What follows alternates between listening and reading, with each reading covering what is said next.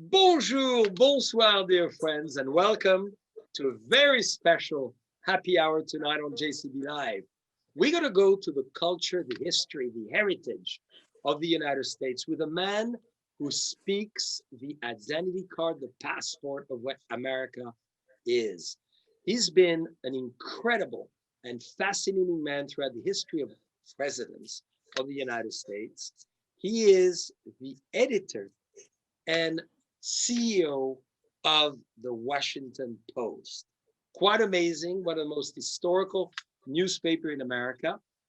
He's a fascinating man, a wine lover. He's written many books.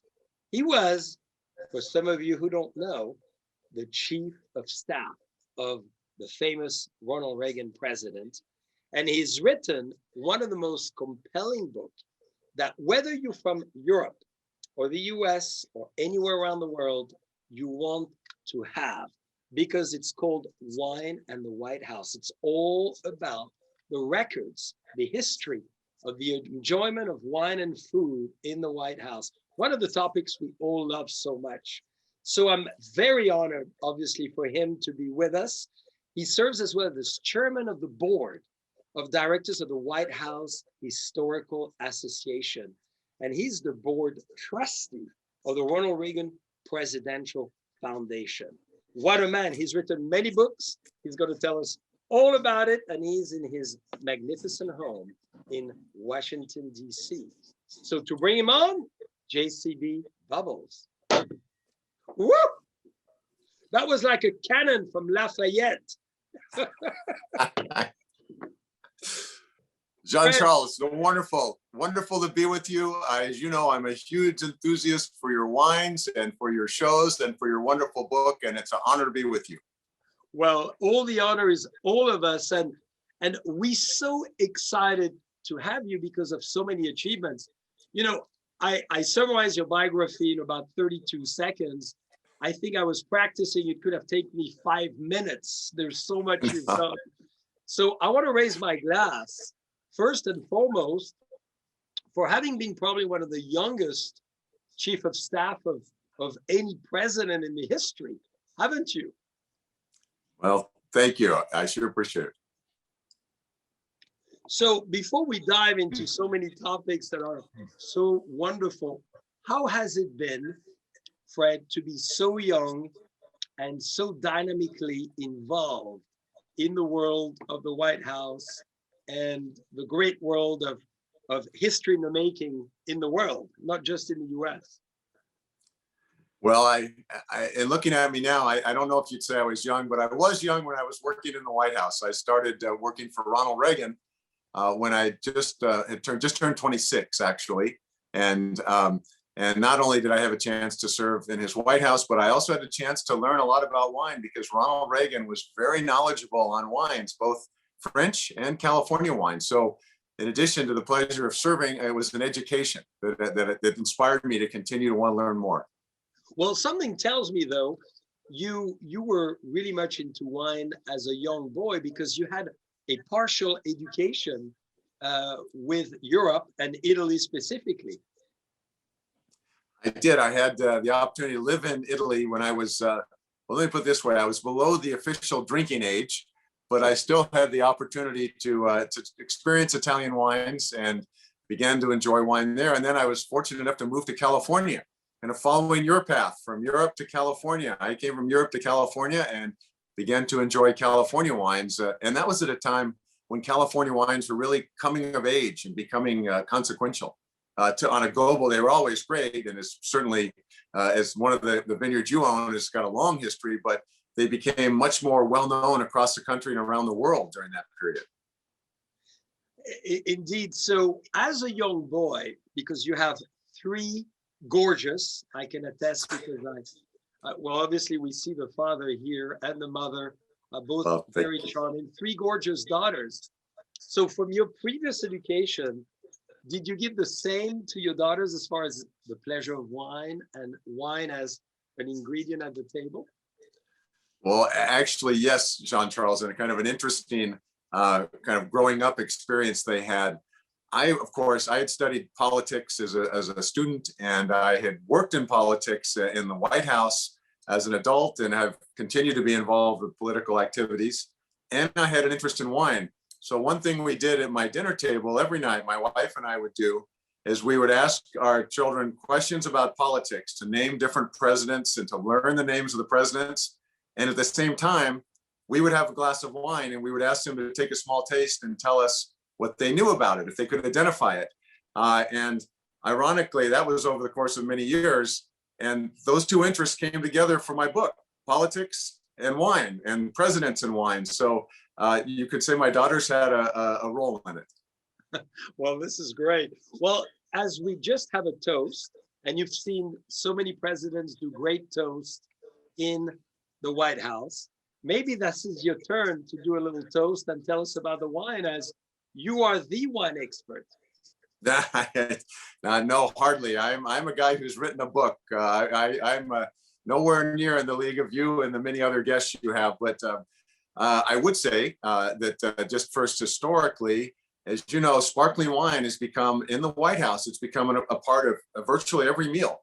And today, of course, it's American sparkling wines, and usually they finish the meal. So it's very appropriate for you with your sparkling wine to be associated with the menus of the presidents.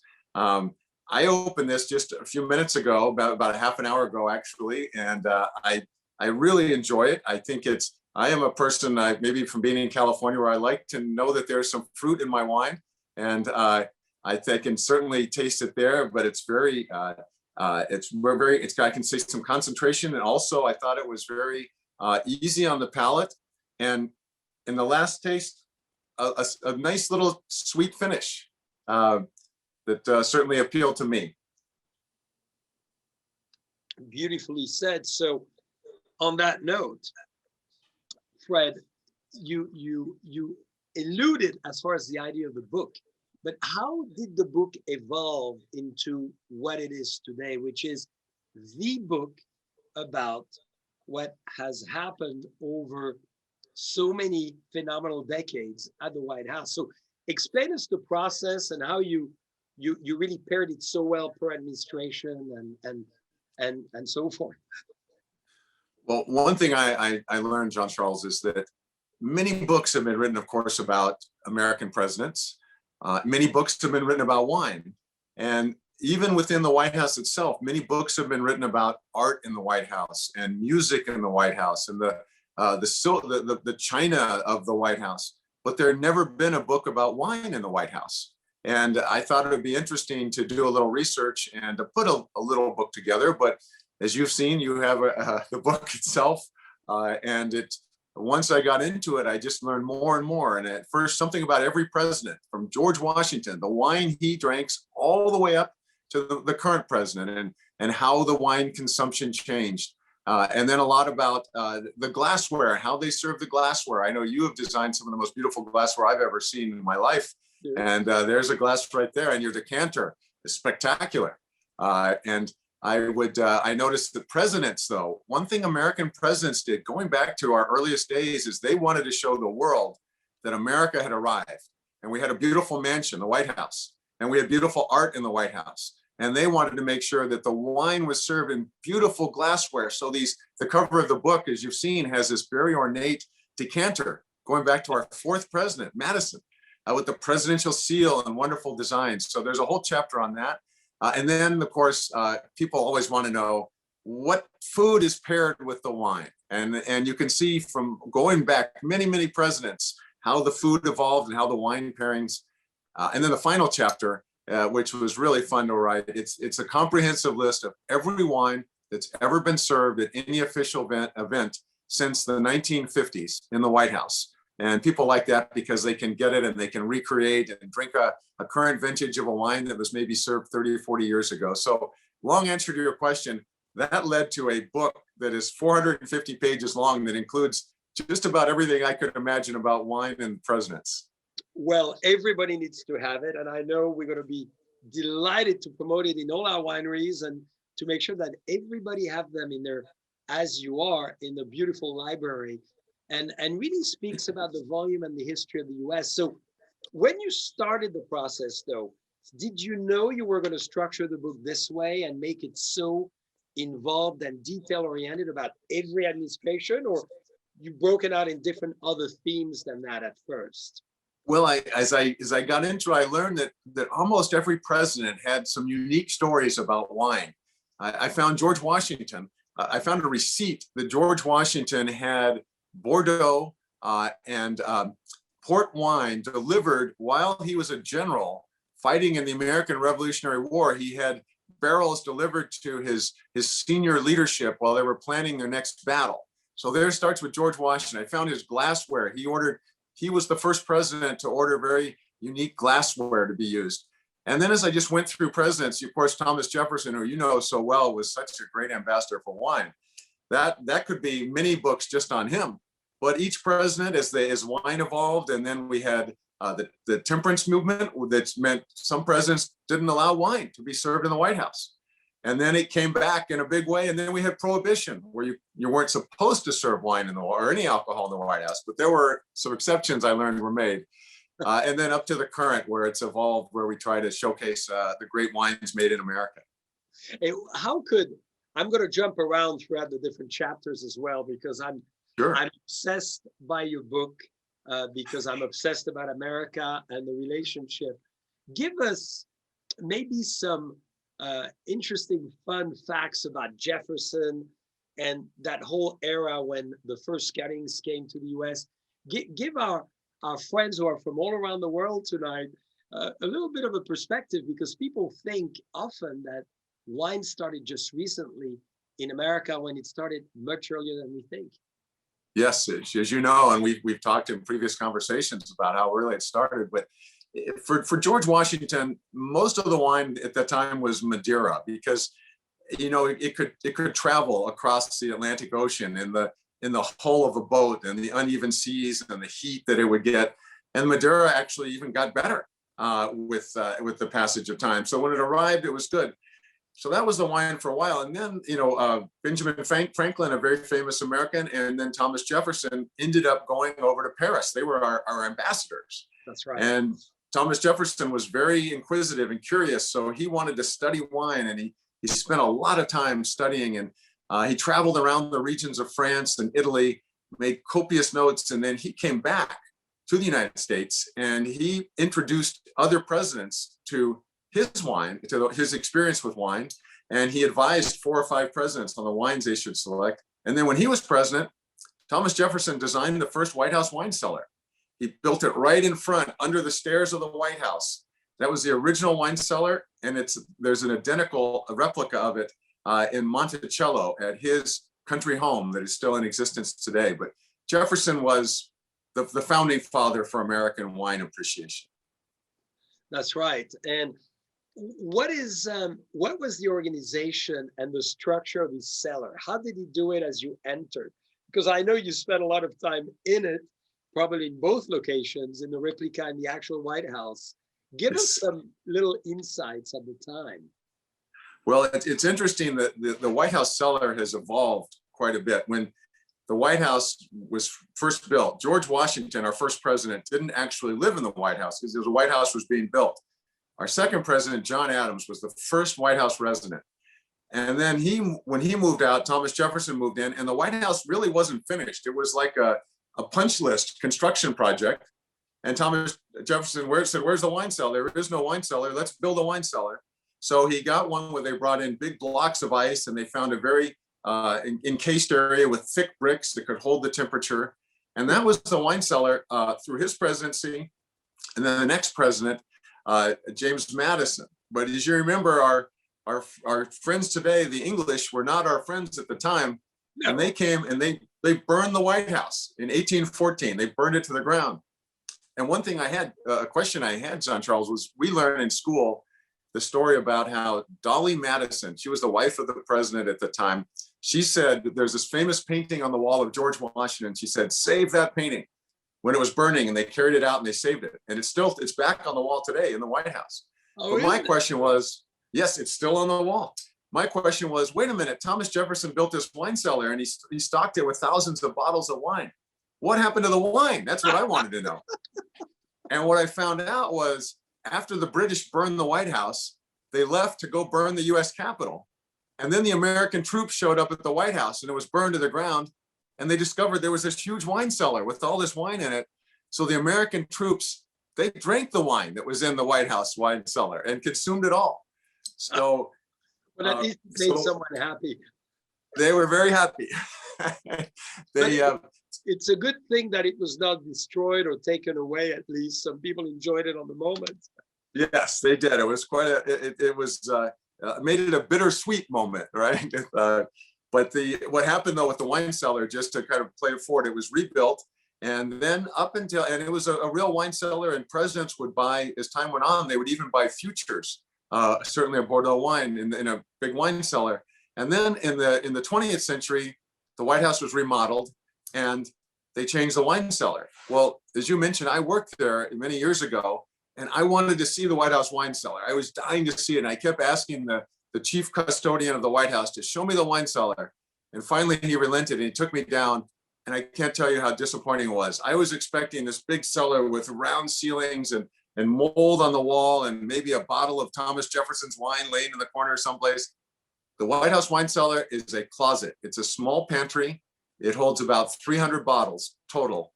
And I looked, other places in the world, the Elysee Palace has 18,000 bottles. And the Queen of England has over 30,000 bottles in her cellar.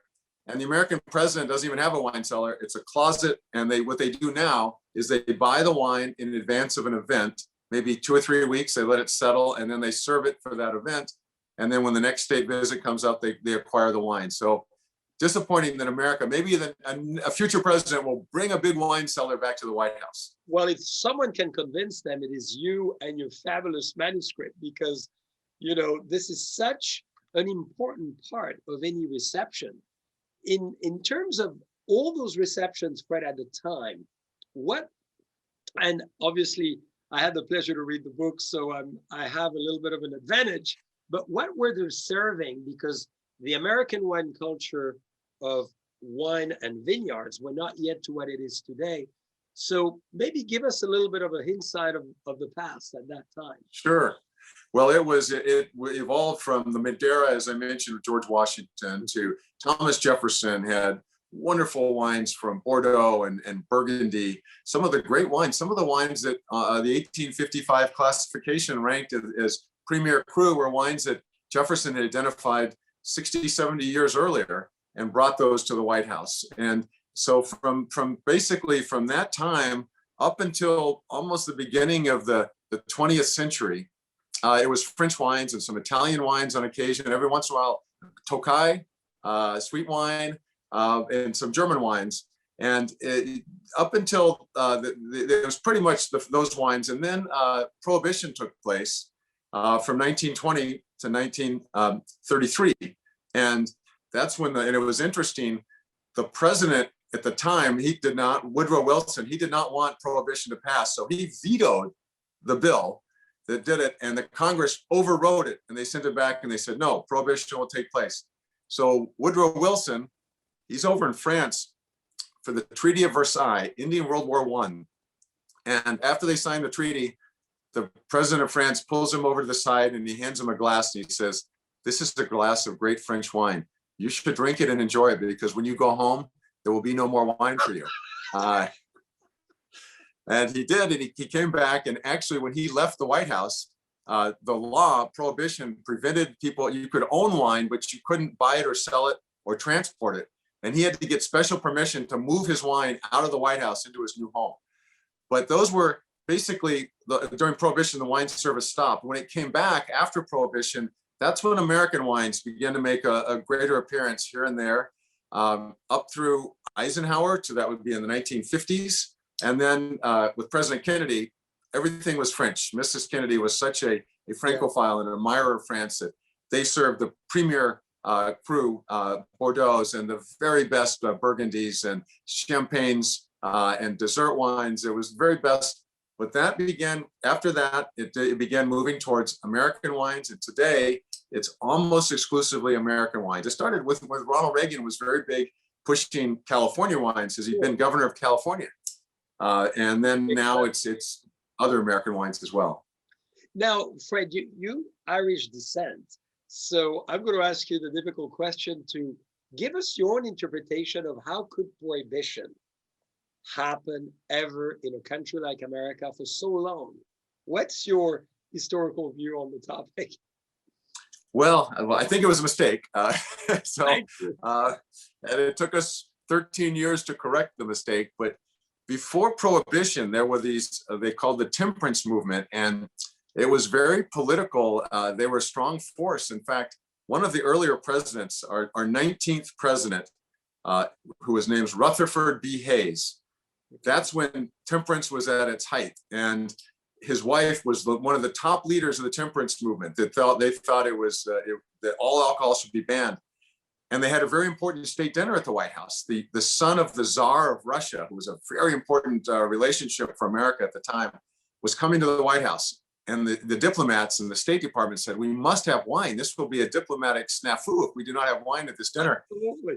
So she agreed. She said, you can serve wine. And that was the only time their entire presidency that wine was served. And they had, as I mentioned, this beautiful glassware and these decanters. So when guests came to the White House, she would serve fruit juice out of these wine glasses and these decanters. And they gave her the nickname Lemonade Lucy, because she was serving fruit juice from these beautiful wine glasses. But there was a lot of pressure, and then it just it became a constitutional amendment. But they found Americans did not want to be limited and prohibited from drinking, and it was quickly turned around. And I don't think it could ever happen again. Yeah, that was my next question. So do you actually think it could happen again? You just said it. I don't know sometimes. Yeah, I would be surprised. Now, we have presidents who don't drink. And interestingly now, 3 of the last 4 American presidents are non-drinkers. Joe Biden does not drink alcohol. Donald Trump did not drink alcohol. Barack Obama did drink alcohol, and he enjoyed beer particularly.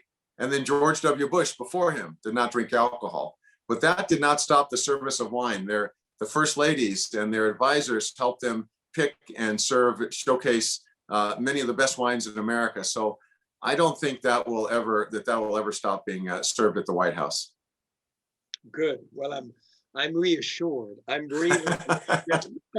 And now, Fred, how do we convince the White House, because you're the highest diplomat there is, to build a 300 bottle to a 30,000 bottle cellar, so it could become a showcase to all those lovely American wines we make?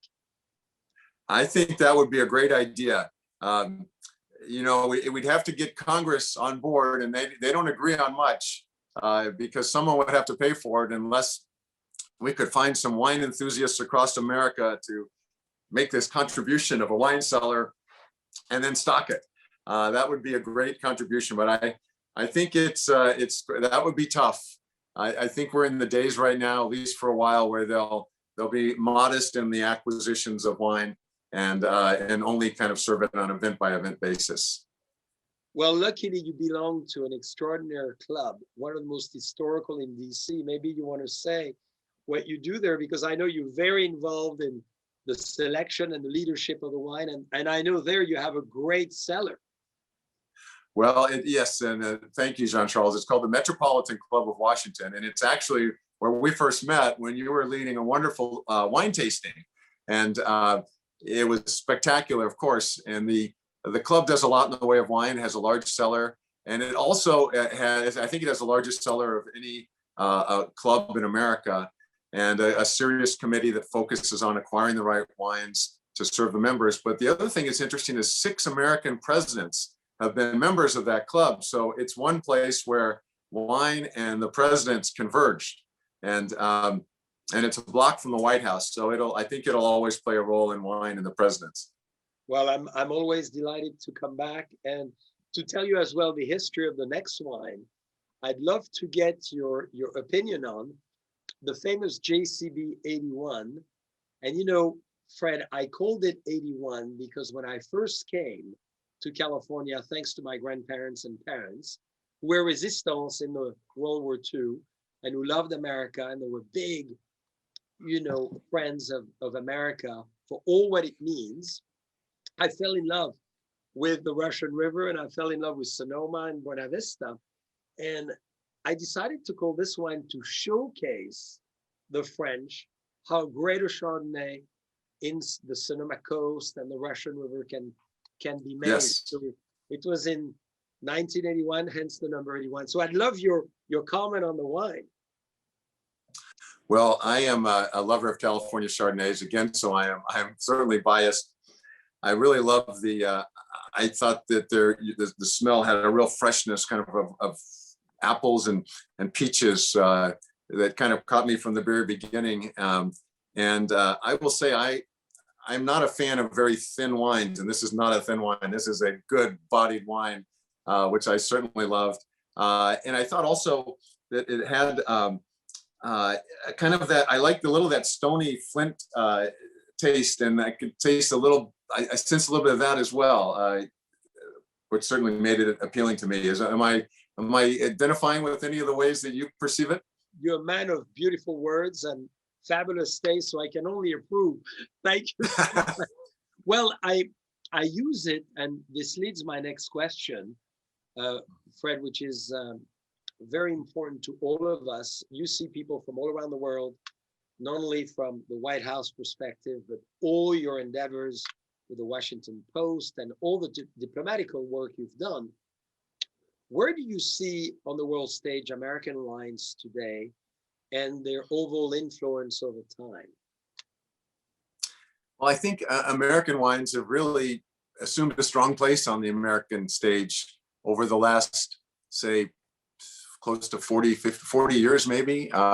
You had of course, as you know, since you are the owner, California was producing wonderful wines since the middle of the 19th century. And then of course, Prohibition was tough on that, and they've come back. But I think you had these pioneers, the Robert Mondavis and the people who just were so devoted to California wines. And then of course the Judgment of Paris, I think, elevated the wines. And it was interesting for my book. I had a chance to talk to Stephen Spurrier, who I'm sure you've dealt with over the years, quite an interesting fellow. And that was very consequential. But now the reason I think that it's a great American product, and that they can hold their own against some of the best, the French, the Spanish wines, the German wines, Italians. But I think it's become back to kind of America and the White House. Now, when you come to the White House, if you're a foreign leader, our goal is to show you the best of America. Yes. We want to have great entertainment. We want an entertainer who you're famous, so you'll love if you're a foreign leader. We want to show you great American cuisine. We want the furnishings to be beautiful, where the beautiful art on the wall, and we want to showcase the best of American wines. And I think every president has taken that on as their responsibility, and that it's become part of the role of a president. And one thing they do, I think, as you know, Jean-Charles, is they try to find something about that wine that relates back to their guest. So this goes all the way back to Ronald Reagan, when Jacques Chirac came to the White House, who, as I said, was a very good friend of Ronald Reagan's, yes. And they would share wine together. French president, for sure. Yes, they were. Reagan and he would get together and they would share wine. And so here's this very sensitive diplomatic moment. You have the president of France, this superpower of wine, coming to the White House, and you have this American president who wants to showcase American wine, and he doesn't want to create any type of diplomatic snafu. So what wines does he serve? Opus One, the partnership between Robert Mondavi and Baron Philippe de Rothschild. And he invited both of them to the dinner. So it was that's absolutely brilliant. And well, as you know, many of the speech and many of the toast, I'd love for you to share with us, as you documented beautifully in the book, maybe a few toasts of history that you think were really memorable and very meaningful. Well, I learned a lot, and you asked me earlier, how did this book get organized? I wanted to do a little bit about toasts, but as I got into it, I learned a lot about toasts, including the history of toast, which is a little bit colorful history. The toasting goes back to raising the glass to one's health, goes back to the early Greeks, the early Romans. But it kind of became very popular in the Roman, ancient Rome, where there would be these huge banquets, and they would have a large vessel of wine, and you would take a sip from the wine, and you would hand it to the person next to you, and you'd wish them good health. And what happened was the wine was not very good. And after 200 people had drank from it, it wasn't any better. So they would take a piece of bread and they would burn it and they would drop it into the wine vessel and it would absorb the impurities. And that's where the term toast came from, that this toast was being used for the impurities. Well, that was the first thing I learned. The second thing I learned was, this goes back to the battles of Scotland, as we've seen in the great movies and the books. But up until about the 10th or 11th century in Scotland, when the warriors would go out and fight, those who were victorious would come back and they would celebrate their victory by drinking out of the skulls of the enemies that they killed. And if you hear somebody raise their glass sometimes and say skull, well, that's where that came from. But it became much more civilized. In the United States, we had 13 colonies. So in the early days of the United States, they would do 13 toasts at every dinner in tribute to the 13 colonies. And now today, of course, it's very much a part of a diplomatic ceremony. If the Queen of England or the President of France or the Prime Minister of Italy come, any world leader, there's a toast. It's about 2 to 3 minutes long. It's done at the beginning of the meal, and where they raise their glass and pay tribute to each other. I included a whole chapter in the book about toasts, but most were serious about the longstanding partnerships and the friendships. There were a couple that I thought were kind of interesting. One of them, Bill Clinton.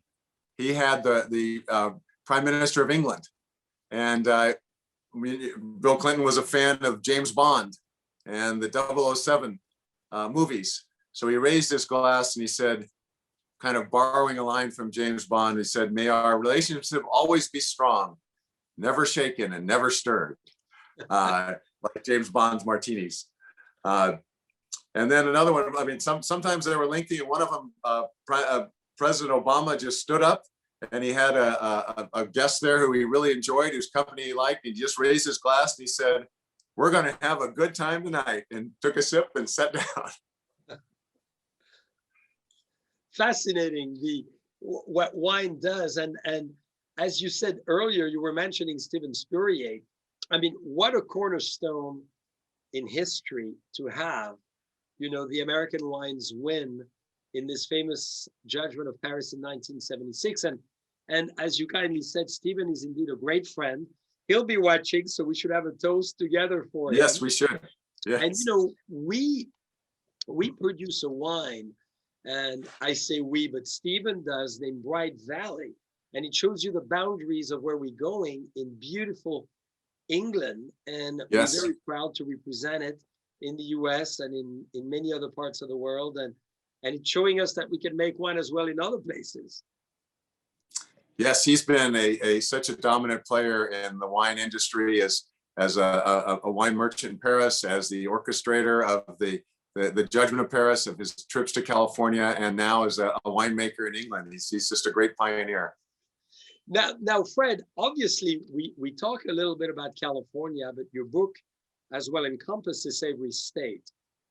And naturally, as presidents come from a region that could be as well a producer of wine, they sometimes serve it. So what is your view of many other states producing wonderful wines, and where do you see that evolving as well in America and around the world?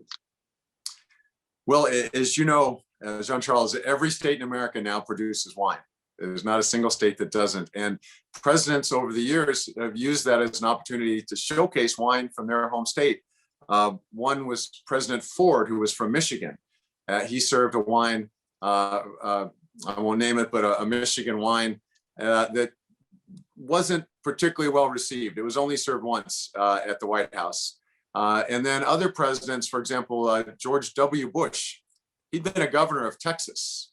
And he would, every year, it's a tradition for the president of the United States to bring in all 50 governors and have a dinner in their honor, a very formal black tie event in their honor. And he made a point of serving wines from 5 or 6 different states to represent the governors who were there, from Arkansas to New York, different states. And then the interesting, that was showing. And then more, and then of course Virginia now has become a very popular wine because Virginia is making some spectacular wines. You know, of course, Rutger de Vink with RDV wines, yes. And that's been served. Mrs. Obama went out on a wine tasting trip with some of her girlfriends and visited RDV. She loved the wine so much she served it at the next state dinner. I love this. So there's big potential, I believe, and it's nice to see, as you kindly described, some of the events which features those wines, because who is to say in the next 50 to 100 years where great wine could be? Terroir evolves, as we know. Yes, it'll be interesting. For President Biden will have an interesting opportunity because although he's a non-drinker, he of course could showcase wines from his home state, Delaware. The only challenge is Delaware has the fewest wineries of any state in the entire country. There's only 5 wineries in the entire state. So his options are going to be limited. Yeah, well, we look forward to at least tasting them. So Fred, you Irish heritage, and there is something very unique as far as the Ronald Reagan pub. Would you tell us a little more about that? Well, you've done your research, Jean-Charles. You've done your research. Well, I would say I worked for Ronald Reagan, and one thing he was very proud of was when he visited Ireland. He was from a very, very small town in Ireland, and he visited it as president.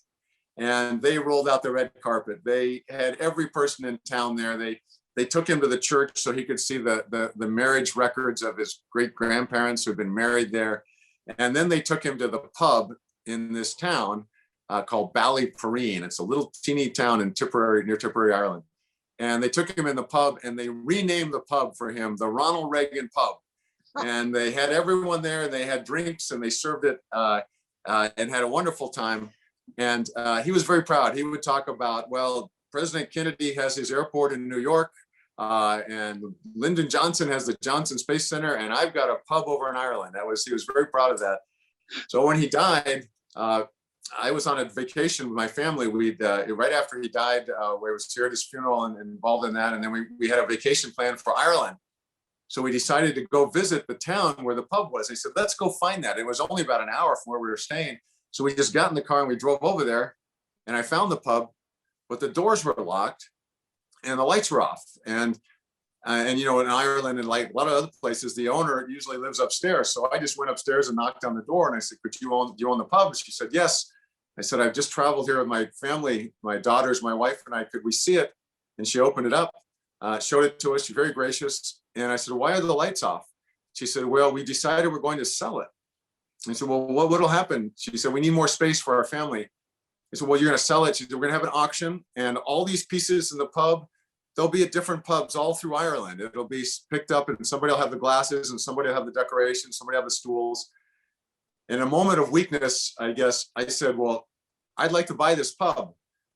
And she asked her husband, and the husband came back and said, yes. So we agreed on a price right there. And then my daughters had gotten restless. They were outside in front, and my wife walks in, and this woman is kissing me. And she says, what's happening? And this woman said, your husband just bought this pub. And my wife, of course, thought I was crazy.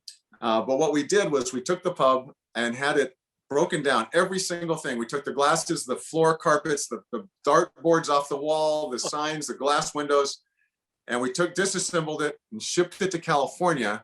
And I donated it to the Reagan Library, and it was reassembled in the Reagan Library. So, Jean-Charles, when you come to the library, you'll have to come down and have a Guinness or a Smithwick or another drink of your choice in the Ronald Reagan pub. Oh, congratulations. This is an amazing story. And congratulations for doing that, not only for history, for friendship, for heritage, and, you know, for intemporality, which is the key, you know, that will live forever. So now I serve the next wine to toast and, you know, with no bread in the wine. This doesn't require bread. And to commend you for doing this, because this is really showing your personality, and thank you for doing it. Well, thank you, Jean-Charles. Because I have another question on wine. I understand you have a big attraction to wine and maybe Napa Valley. So is there any talks of you potentially making a wine in the heart of Napa Valley? Well, once again, Jean-Charles, you've done your research down to the magnificent, minute detail. I was involved. I wanted to learn about making wine because I was fascinated with it. And I discovered a Pinot Noir in a wine store in Los Angeles. It had my name on it. It said Ryan. Yes. And, if you see your name, it pulls your eyes over to it. So I bought a bottle and I took it home just as a novelty. My wife and I tried it and we loved it. So I called the store. I said, I'd like to get some more. And they said, we're all out, but here's the name of the winemaker. And her name was Peggy Ryan. Not related to me, but just the same last name. And she sent me a case. And then every year I bought some wine from her. And I said, I just like your wine so much. If you ever decide to have investors, I have some friends, maybe we could all make a little investment. And she came back and said, well, I'm not looking for investors, but if you'd like to be my partner, we could be a partners. So we decided to do a 3-year venture where she is a magnificent winemaker. She made the wine. I left it to the experts. I was involved a little more with the label and the outside of the bottle. And I had a chance, though, to learn about wine and have an appreciation for the work that you do and all the winemakers do, and the devotion to making sure that wine arrives on the table, maybe even the table of the President of the United States, as something that will be pleasing and will give you pleasure as the maker and also the person who consumes it. So I had a chance. We did it for, actually added an extra, we did it for 4 years, and I learned a lot, and I got to drink great wine. It was a very small scale, but we one thing that was easy, we agreed on the name because our last name was both Ryan, so it made that part very easy. I was going to say, as partners, that was probably the easiest thing. So you decided to do it for 4 years, and you still have some in your cellar. So hopefully next time we can enjoy it. Yes, I have. One thing we did was we kept the production small enough that if something happened and the economy turned or whatever, we could have a few big parties and drink it all. So, and in my final year of the venture, what we did was, in terms of some of my proceeds, I took it in wine, so I could have it to enjoy. And I will look forward to opening a bottle when the first time you're back in Washington, Jean-Charles. Well, if you ever decide to want to make wine again, I know my last name is not Ryan, but we can make it JCBR. That sounds like a winning brand. Or we could call it Raymond Square, Ryan and Raymond, same initial. I know. If you made it, I know the wine would be excellent. But I know since you are such a brilliant marketing person, that the marketing would be world class. Well, with you. So I know it's not a Cabernet, but it's a Pinot, and we wanted to stay within the history of the JCB winery where I started, and when I felt my first love, as you know, was Sonoma at first, and obviously yes, now Napa. But this is where it started, and we recently, and I really want to thank you again at the Metropolitan Club, how eloquently as well you talked about Buena Vista, which is obviously my other heart, is where yes, it all started. So thank you again for the great address you had during our tasting. Well, that was a spectacular wine. And this one, I have to confess, besides being super partial to California wines, the Sonoma coast is my favorite region, particularly for Pinot Noir. And I just love the characteristics of it. And I think I mentioned you earlier, my wife and I opened it last night. We opened this wonderful bottle, and we each had a glass. And I put the vacuum pump on the top to preserve it for today. I put it back in the refrigerator. I took it out about an hour before you and I got on this. And I have to say, as great as it was last night, I think it's even better tonight. So yes, it's spectacular. Thank you. And you see, there's 3 words behind. 2 are for sure for you.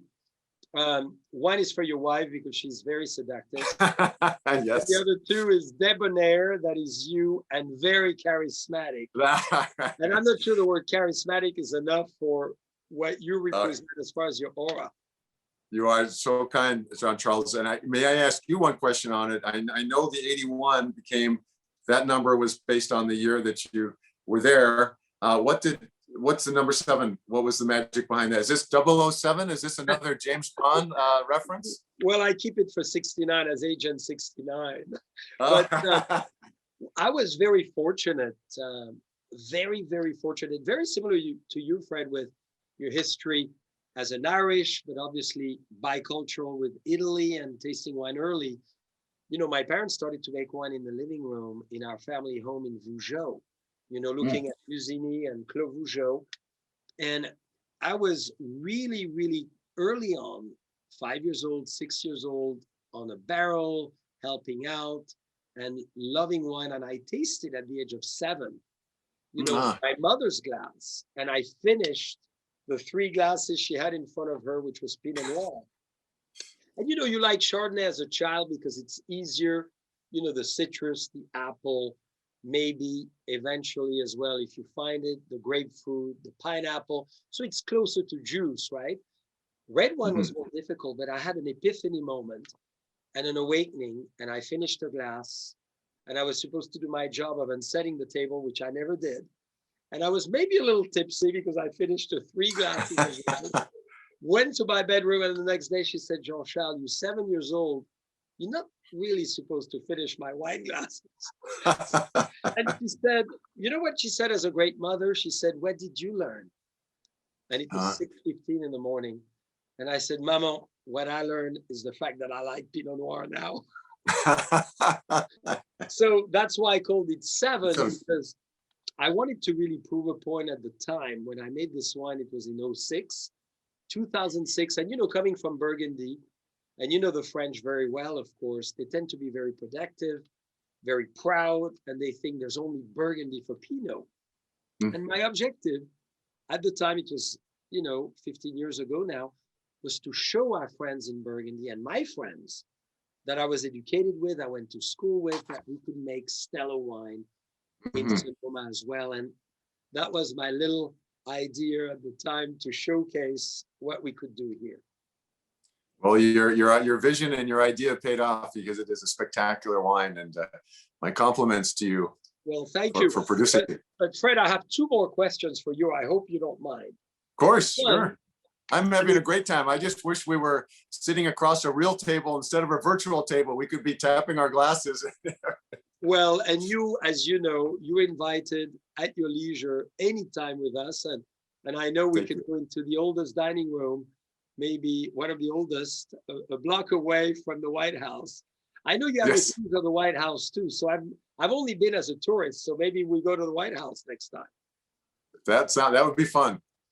So tell me, you're holding one of the most powerful positions, besides all the incredible achievement you've done. You're the publisher and the CEO of one of the most prominent newspaper on the planet.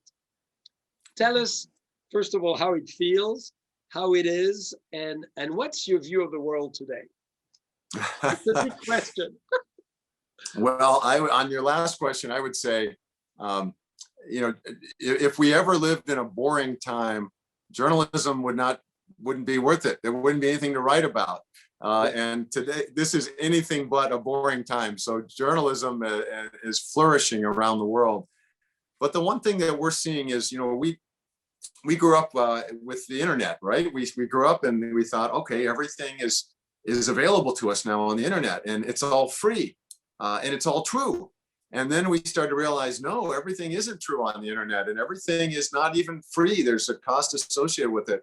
So what we're seeing is a renaissance of trusted publications. And the Washington Post, fortunately, is one. There are some others in the United States and in other countries where people say, I can't believe everything I just get on the internet. I need to go to a source that I trust. And as a result, we've seen significant growth in readership. We have more than 100 million people every month come to the Washington Post to get information from around the world. We have about 30% are people who come from outside the United States, who are trying to figure out what's happening in the United States. And we have a number of people subscribing because they're realizing that we can be entertained a lot by things we see on the internet. We can amuse ourselves. We can even have our views reinforced if we want to find something that says what we believe in, or one view or another, but people are saying, but I have to be informed too. And that's why we're seeing that actually in the media space, particularly the Washington Post, very strong growth. Well, congratulations. This is what an achievement. Now, what is your dream, Fred? What is your next dream? Because you've done and accomplished so much in your life. Maybe it's more of a personal question, but we'd love to hear that. I've been anxious to ask you that question. Well, I have so many, we could fill an entire podcast. One thing that would start me dreaming, by the way, is to read that beautiful book that you sent me, The Alchemy of the Senses. I looked at it and I couldn't put it down because it just involved another sense. It involved sight, it involved touch, it involved smell, it involved motion. And that book, reading that book was like having one of the most colorful, spectacular dreams I've ever had. The imagery, the colors, and the thinking behind it. So that was one. But Thank you.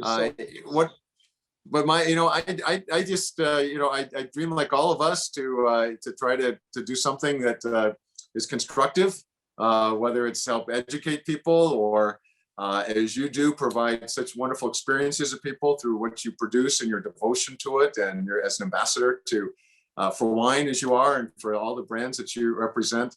But I think, like most of us, we want to feel that we're doing something constructive and positive. So that's what I aspire to. But that's my big dream. My secondary dream is to be able to get out to California, sit down with you in this beautiful room where we can tap our glasses together and tell more stories. And we will do that very soon. And now, as the last story, you're such an inspiration to so many. I would love for you, in the words you choose, of course, to send a message to all our friends that are with us tonight, or who will obviously watch with enormous interest this moment together, and who will read your various books, because there's two others we didn't talk about this time, but we'll have to come back to them. So maybe that's your message. Yeah, I would just say that, and this has come through writing this book, from my very own small venture in wine to meeting some of the great winemakers of the world like you, is this appreciation. Every time I pull a cork out of a bottle now, a lot more thought goes into it. And I try to think all the way back, the moment that hit my glass and how it got in the bottle and how it was harvested and all the care that went into that, and the terroir and the decisions that are made, so many decisions along the way of when to harvest and how long to age. And then, of course, the risk of Mother Nature and what that can do. But I think all these winemakers around the world, whether they're small, like your family, as you mentioned, making it at home, to some of the biggest winemakers in the world, they're all striving for that perfection. And it's great when it comes all the way through the bottle. And as I said, maybe even is held in the glass of the President of the United States and another world leader as they celebrate our friendship. So I've got a whole new appreciation for that. Well, that's a beautiful message. And Fred, I want to stress the fact that whoever as well enjoys your fabulous book, everybody needs to realize that you've donated as well all the proceeds of the book. And this is, again, like the pub and many other things you do, so commanding for others. So would you please tell everyone who will be getting the books where the proceeds go? Sure. It's I'm chairman of this group, as you mentioned, called the White House Historical Association, and it's non-political. It's not partisan. It's not involved in any campaigns. Its only mission is to teach Americans and people around the world about the institution of the White House and what's happened there since the history of our country. And I thought that it would be appropriate to try to support the educational funds. So every penny from the sale of the book goes towards supporting school children and others learning about the White House. So whether you buy it on Amazon, or if you buy it at the winery, or if you buy it at the White House Historical Association, those proceeds all eventually go back to education. And thank you for letting me mention that, Jean-Charles. Well, thank you, Fred, and thank you. And would you be so kind to send a fabulous kiss to all your daughters? Actually, 2 kisses the French way, and to your fabulous wife. And we all want to commend you for what you do and you consistently do for wine, for, hedonism, because you're a true lover of beautiful things as well. and what we do for press and the message to the world, and the incredible man you are. So we cannot wait to launch our new wine together, R Square. Wine and Raven. That sounds great. Thank you, Charles. Thank you for giving me a chance to join in your show tonight. Well, it's a great honor, and everyone with us, even if you are in France, even if you're in Asia, we will ship you the book that Fred has so eloquently produced. So, Fred, thank you so much, and very soon in Napa or Sonoma or Burgundy, or maybe Washington D.C. Or how about all of the above? Let's do a world tour. I love it. Thank you. Thank you, Charles.